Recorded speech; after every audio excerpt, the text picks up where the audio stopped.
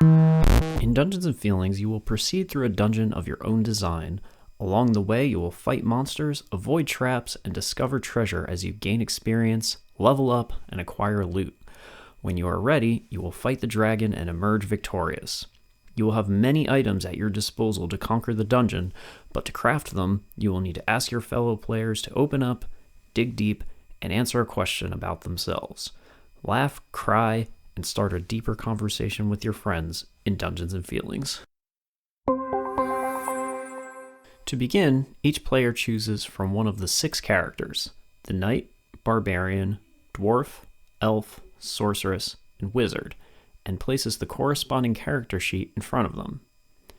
Next, each player will then place a health token on the 6 and a level token on the 1 on their character sheet.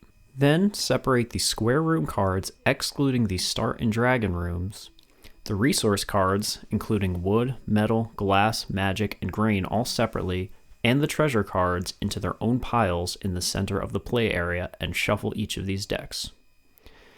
Next, take one of each type of resource per player. So for example, in a 3-player game, take 3 wood, 3 metal, 3 glass, 3 magic, and 3 grain, and shuffle them together into a starter deck. This will be used to create each player's starting hand. Put this aside for now. Next, give each player the following: 1 start room card, indicated by a large S on the back, their respective character token and a character stand, 1 dragon room card, indicated by a skull on the back, 3 additional random room cards, these will stay face up, 2 treasure cards, 2 item tokens, these are the ones with the satchels on the back of them. Place 1 on the ammo that corresponds to the player's starting weapon, and 1 on the bomb. For the knight and dwarf, that would be an energy potion. For the elf and orc, that would be an arrow. And for the sorceress and wizard, that would be a mana. Give each player 1 key to be placed on the character sheet in the key box, and then 5 random resource cards from the starter deck that we created during setup. Finally, remove any unused start cards and dragon cards from the game. Next, turn over the top 3 treasure cards and place them face up in the center of the playing area. Then, give the dealer token to the player starting first. Finally, each player places their starting tile to form the first room of their dungeon and positions their character inside of it. Each turn follows the same basic structure. First, reveal 2 room cards for every player. So for example, if there are 3 players, reveal 6 room cards face up. Each player chooses a room card to add to their dungeon, starting with the player holding the dealer token and moving clockwise, going around twice. Next, the player with the dealer token starts their turn. First, they must add all their room cards to their dungeon except the dragon room. After that, they may move their character up to 3 rooms in their dungeon, resolving any action in the new rooms they enter. They may craft items at any time during their turn and cannot end their turn with more than 5 resources in their hand. Once their turn is over, play proceeds clockwise, and this step is repeated for each player. Once all players have gone, the dealer token is given to the next player going clockwise, and the next turn begins. The game ends when someone has slain their dragon. Each player who did not go during that round can have 1 final turn. The winner of the game is determined by who has the most victory points at the end of the game. Victory points are awarded based on the following, which can also be found on each player's character sheet. If 2 players tie for any criteria, they both receive a victory point. The following are worth 1 victory point each. Collecting a set of weapons. The player must have 1 melee type, 1 magic type, and 1 ranged type weapon. This can include the starter weapon. Weapons can be of any level so long as the player is able to equip it. Collect a set of accessories. This includes an amulet, a boom band, and a guild ring. Gain the most XP. This includes all XP or experience gained over the course of the game, including those traded in when leveling up. Connect the most portals. Portals must be connected. The player must travel between them in order to count for this victory point. Build a rectangular map. The dungeon must be a filled-in rectangle with no gaps. In addition, there are miscellaneous victory points that can be earned within the dungeon itself, from the bounty hunter room, as well as by defeating the Cyclops. The following are worth 2 victory points each. Collect a set of armor. This includes a helm, armor, boots, and gloves of any level, so long as the player can equip it. Armor that has been destroyed in battle still counts towards this total.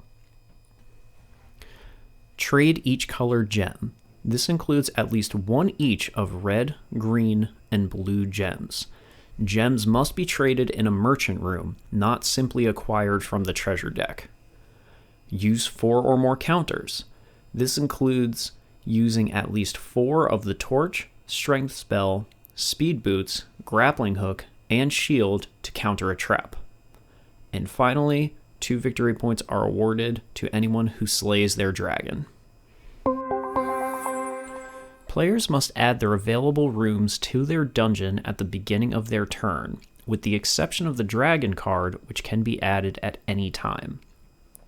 In order to do so, the room cards must share an open passage, locked door, or empty wall on the sides they are touching. The exception to this rule is the dragon card, which may be placed anywhere. Also, room cards can be rotated to fit as needed.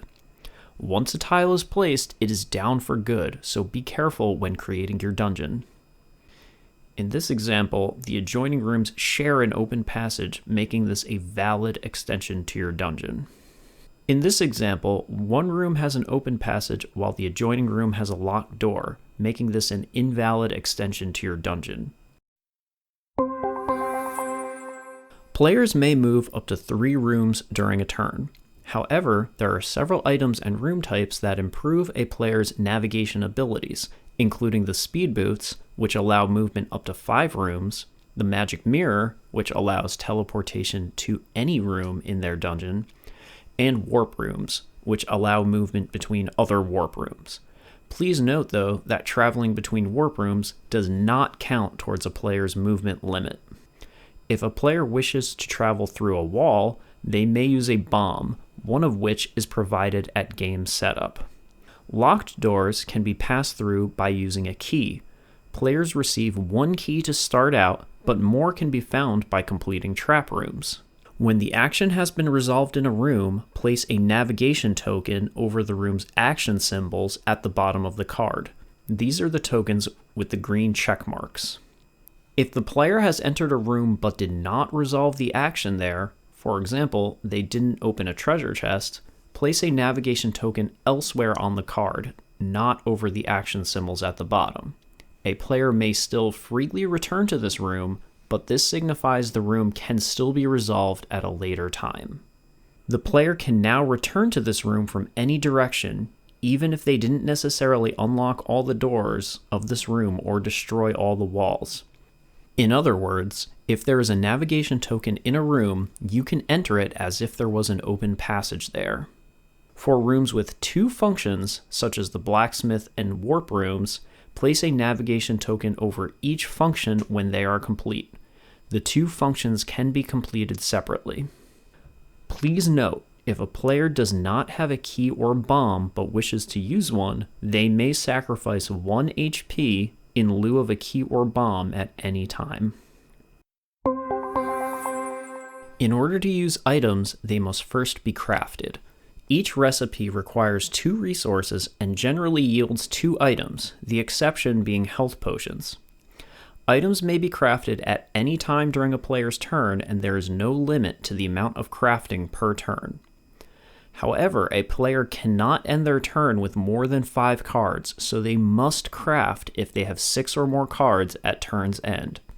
A player may also exchange 3 resources of the same type for 1 of any other resource at any time. Crafting is where the feelings in Dungeons & Feelings come into play.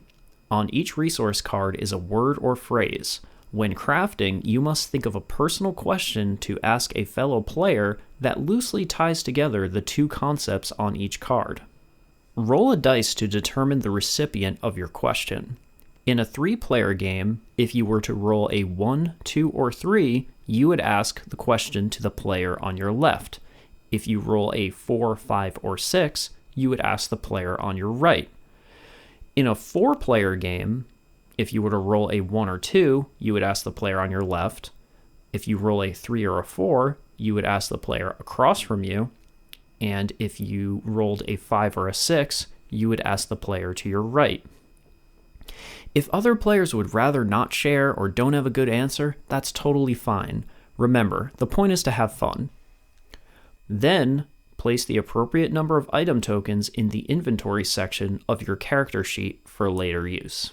After asking a question, the player who answers may take a resource card of the same type as one used in that recipe.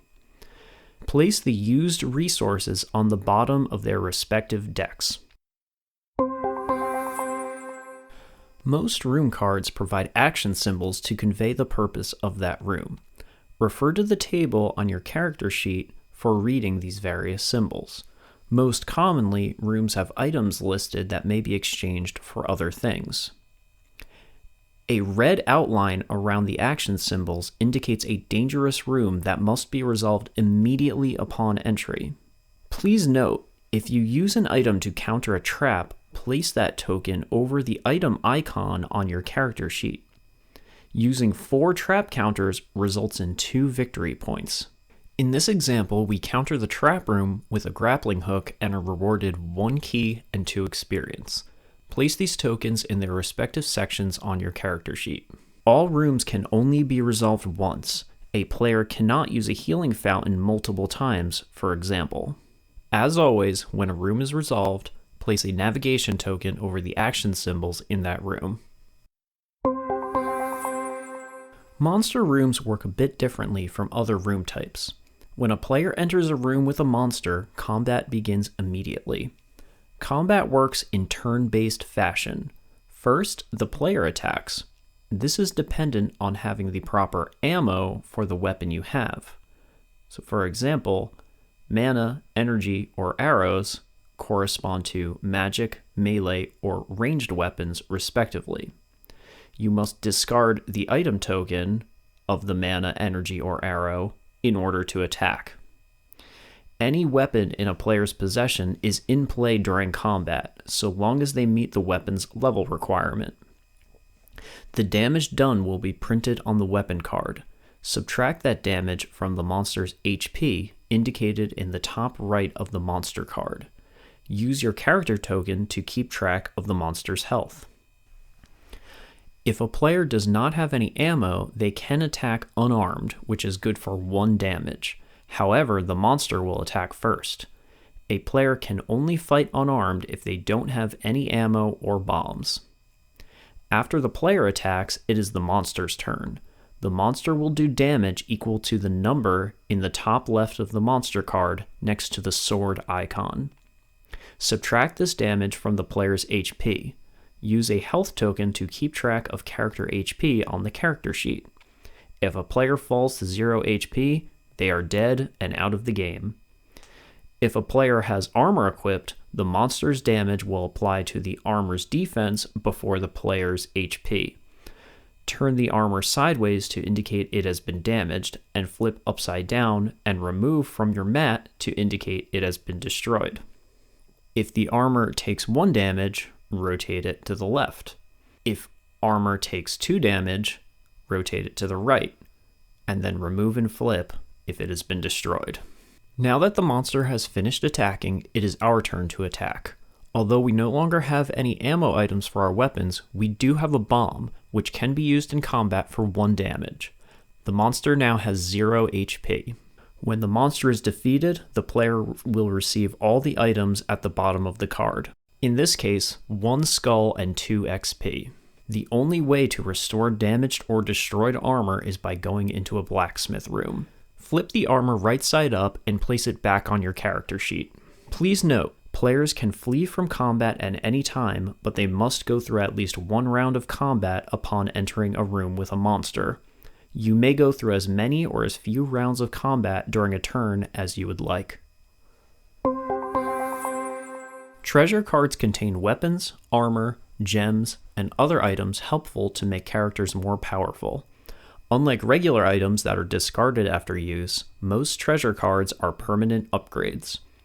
There should always be 3 treasure cards face up available to choose. However, players can also choose to take treasure from the top of the deck. If a treasure is taken from those face up, immediately replace it. Only one type of each armor or weapon can be equipped. So for example, a player cannot have 2 separate helms equipped.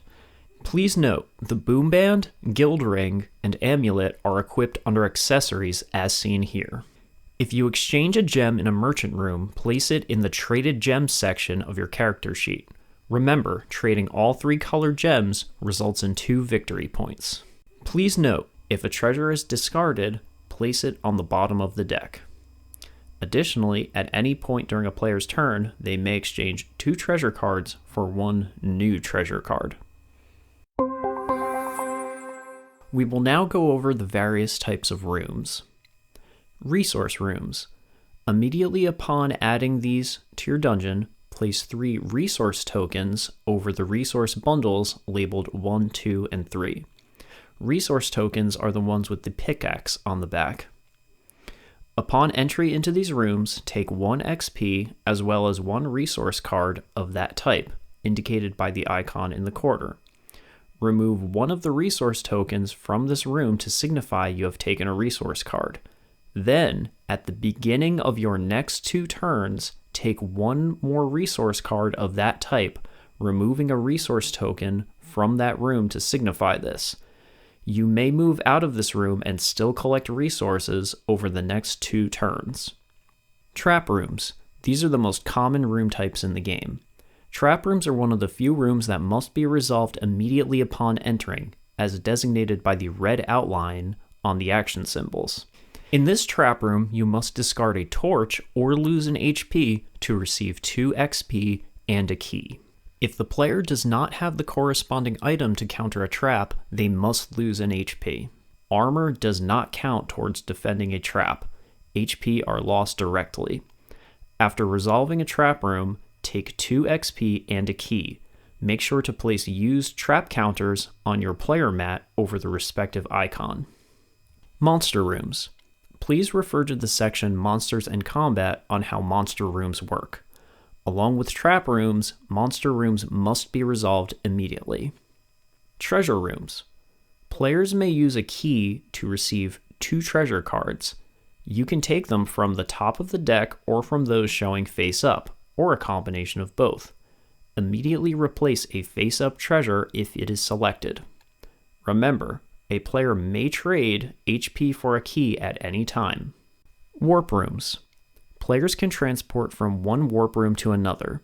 Each connected warp room yields an XP. To connect warps, simply travel between them. Warping does not count towards the movement limit during a turn. Warp rooms have a secondary function in that you may trade 1 resource of any type for another resource of a different type. These 2 functions are independent from one another. Blacksmith room. The blacksmith has 2 unique functions which are independent of one another. First, players can exchange a treasure card in their possession for a treasure card on top of the deck or among those showing face up. If the player chooses a card from the top of the deck, place the card you're exchanging at the bottom of the deck. Please note, players cannot exchange traded gems. And second, the blacksmith will also repair damaged armor free of charge. The bounty room. You may exchange 2 skulls for a victory point. Merchant room. Exchange a gem of the specified color for 2 treasures and 1 XP. When a gem is exchanged, place it on the character sheet. If the player has a guild ring, they may exchange any color gem with any merchant, not just the color they are requesting. However, To earn victory points, the player must still exchange each of the 3 color gems, regardless of what the merchant originally requested. Items are obtained from crafting. Each item is one-time use. Discard the token after using. Some items have dual uses, often to counter a trap or perform another function. An item can only be used for one of these functions at a time, not both. There is no limit to the number of items a player can use during their turn. Let's review the various items. Energy potions, mana potions, and arrows are the ammo needed to use melee, magic, and ranged weapons, respectively. Discard an item token to use these weapons for one hit in battle. Damage is listed on the weapon card. If the player has an amulet and meets the level requirement, energy, mana, and arrows can be used for any type of weapon. The next 5 items, the shield, torch, grappling hook, speed boots, and strength spell, can be used to counter traps in the dungeon. If you counter a trap, place that item token over its respective symbol on the left side of your character sheet. Remember, if you use 4 unique counters, you will earn 2 victory points. In addition to countering traps, these 5 items have a secondary use. Shield reflects a monster's next and only next attack back against them, and the player receives 1 damage in recoil. Let's look at a specific example. Instead of using an energy potion, I'm going to use a shield. First, discard the shield item token. Think of it like holding the shield up to deflect the monster's attack, so when the monster goes to attack, it will bounce off the shield and hit him instead. Effectively, a shield is used in lieu of a regular attack. Thus, the 2 damage the spider was going to do to me are instead redirected at him. I then take 1 damage in recoil. Torch. When using a treasure card, you may use a torch to look through the deck and choose any card. The torch can only be used for 1 treasure at a time. Grappling hook. Immediately take the dealer token at turn's end. Remember, a turn ends once all players have completed their actions within their dungeons, just before a new round of room cards are chosen. If the player already has the dealer token when a grappling hook is used, they will simply keep it another turn. If multiple players use a grappling hook, the last player to do so would become the new dealer. Speed boots. Move up to 5 spaces during a turn instead of the typical 3. Strength spell. Increases attack damage by 1 during the duration of the next battle. This buff lasts for every attack during the next battle. Once the battle is over, attack damage will then return to normal. Strength spells cannot be stacked.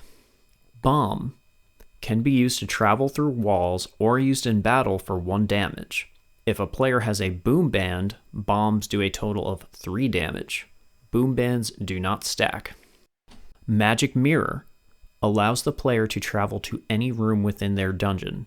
This does count towards the 3 room per turn limit. Health Potion heals 1 HP. Please note that players cannot have more than 6 HP.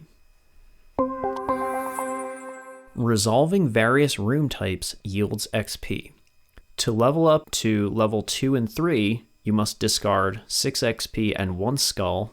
However, to reach level 4, you must discard 6 XP plus 2 skulls. Place accrued XP in the XP square on your character sheet. Players can then trade in this XP as well as skulls, which are received from fighting monsters, to level up. Reaching levels 2 and 3 is required to equip better armor and weapons, while reaching level 4 is required to fight the dragon. This is an important note. Players can earn bonus XP by placing room cards against multiple adjacent walls. For every wall beyond 1 that a room touches upon placing it, put 1 additional bonus XP token in that room. Then, when the player resolves the action in that room, they will take their normal XP plus the bonus XP left inside that room. This only applies to rooms that normally give XP. The game ends when any player defeats their dragon, after which each player who did not go that round may have 1 final turn. Victory points are then totaled. The Dragon Room can be added to your dungeon at any time, but can only be entered once you reach level 4. The Dragon Room card can border any wall type and can be entered from any side without the use of a key or bomb. We hope you enjoyed this tutorial video. For detailed written instructions as well as gameplay variations, please visit dungeonsandfeelings.com. Please leave a comment to let us know if you have any questions. Thank you for watching.